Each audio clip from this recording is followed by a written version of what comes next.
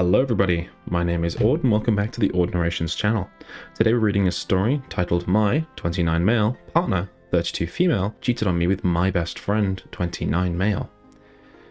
And the TLDR in the title, sorry in advance for the stream of consciousness, I'm a bit insane right now, every emotion all at once I guess.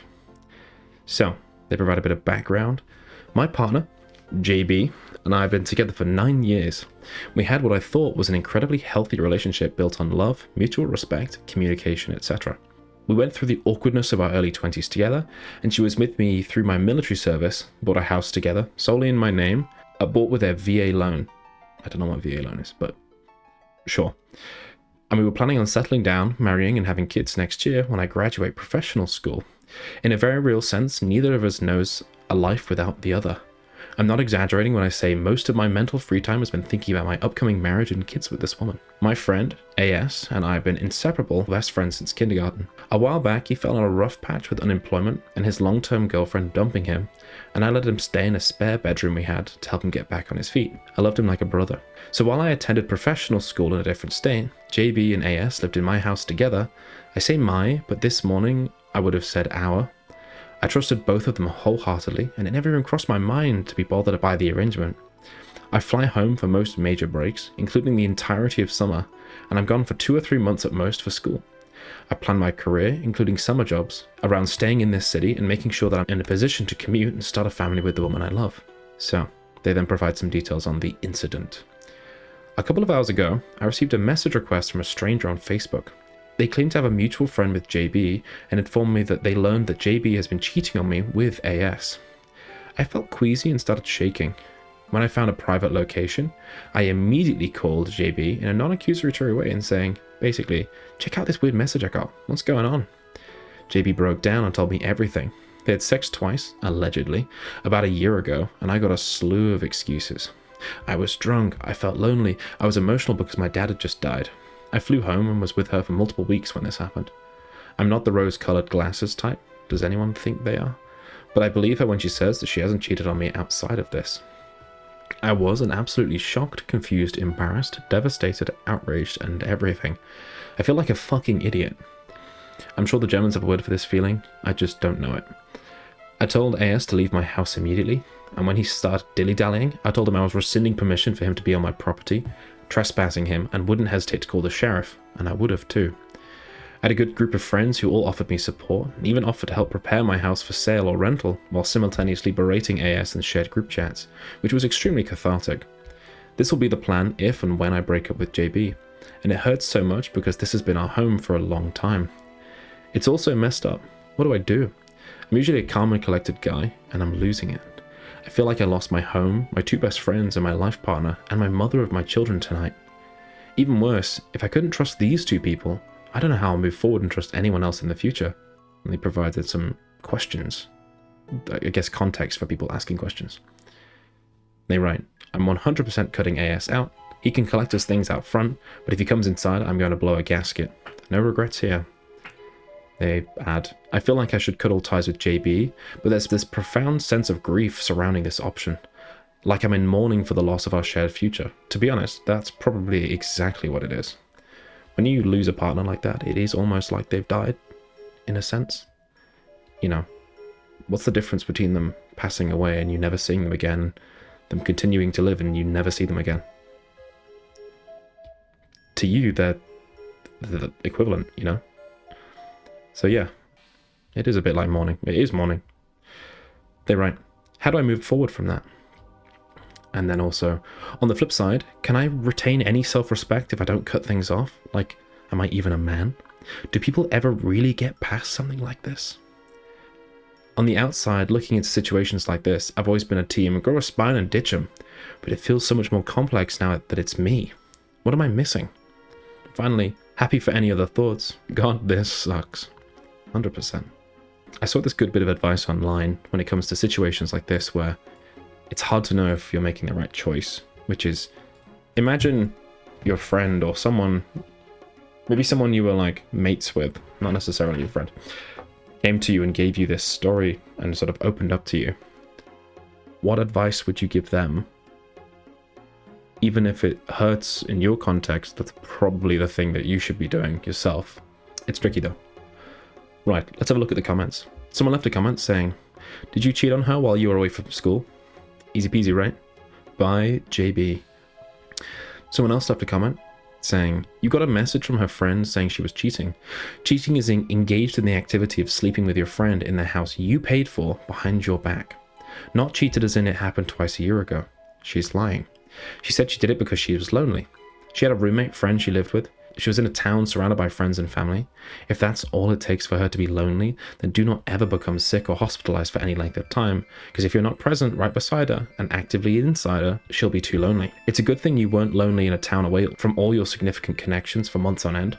Lucky for her, you don't get lonely so easily. This woman is not trustworthy. She's trickle-truthing you right now.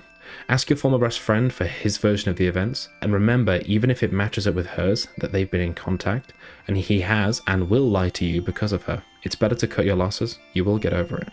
It's rough, but yeah, I think I'd have to agree. Someone else left a comment saying, "I went through almost the exact same situation, even down to being in the military. She was the love of my life, and he was my best friend. I cut them both off and spent a year and a half depressed. I focused on my career and the things I could control. Every day hurt, but the next day hurt a little less. I started going to therapy and began working through the emotional fallout. That was 8 years ago. I got married last year to a beautiful, kind, caring, and trustworthy person. A person I never would have had the opportunity to live this life with had I stayed with the person I now know I couldn't trust. I'm so sorry this happened to you, but it's not going to define you." Someone replied saying, "Just curious, would you still say OG girl is the love of your life, or would you say that about your new wife now?" And they replied saying, "I would absolutely say that about my wife now. Back when this happened, you couldn't convince me that I would ever meet another person I cared for and related to so deeply. I value character qualities in a person differently as I've grown and learned that the OG girl was full of red flags that I ignored, or was oblivious to in my love lust." And someone replied saying, "Love this, thank you. Heart. Happy for you and your wife." Indeed. Someone else left a comment saying, "She cheated on you with your best friend because she was lonely? Well, you better not leave her alone for any length of time or she'll get lonely again. She was drunk? Now you'll be paranoid every time she goes out without you. Also, if she actually felt bad about betraying, then she wouldn't have slept with him twice. You were taking all your anger out on your best friend, anger he deserves, but she betrayed you in the exact same way. I would argue probably worse. If she truly cares about you, she wouldn't have betrayed you. Did they use protection? Or does she not care about your health either? How could you possibly ever trust someone that betrays you in the worst possible way, with the one person in the world she knew would hurt you the most?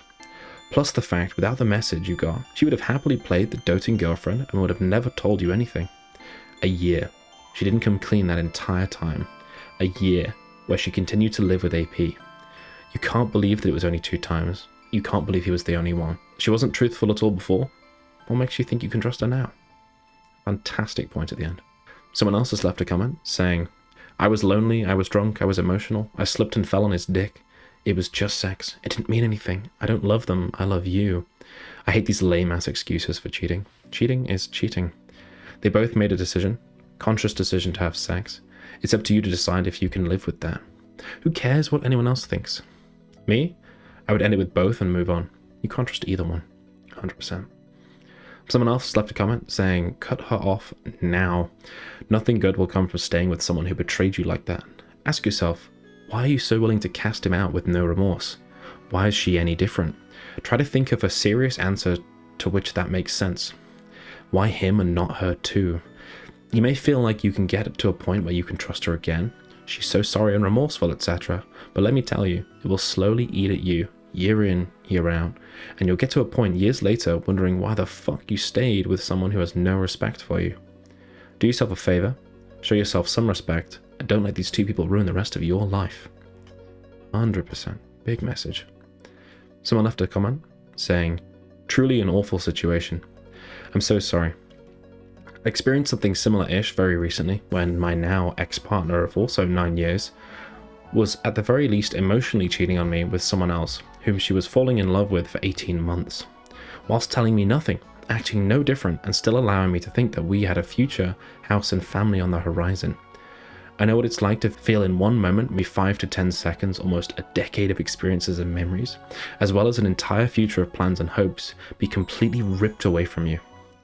Something you assumed so solid, all of a sudden is shown to be the most fragile. Fickle is the wrong word. To lose the most important person in your life, or in your case, the two most important, is so hard to comprehend and accept. Life and the world feels so wrong. My ex made it easy for me and left for another man. That makes life a little easier for me, but I do wonder, what would I do if she turned up at my door crying and begging me back because she's so sorry she made a huge mistake? And in my entire being would want things to go back to how they were and fill that chasm in my chest just to embrace her and say, it's fine, we'll work on things and all will be well. But it's not. Your partner has shown you who she is capable of being. She is capable of lying to you, disrespecting you, cheating on you, humiliating you, and pretending as though nothing is wrong for a long time. That is who she is.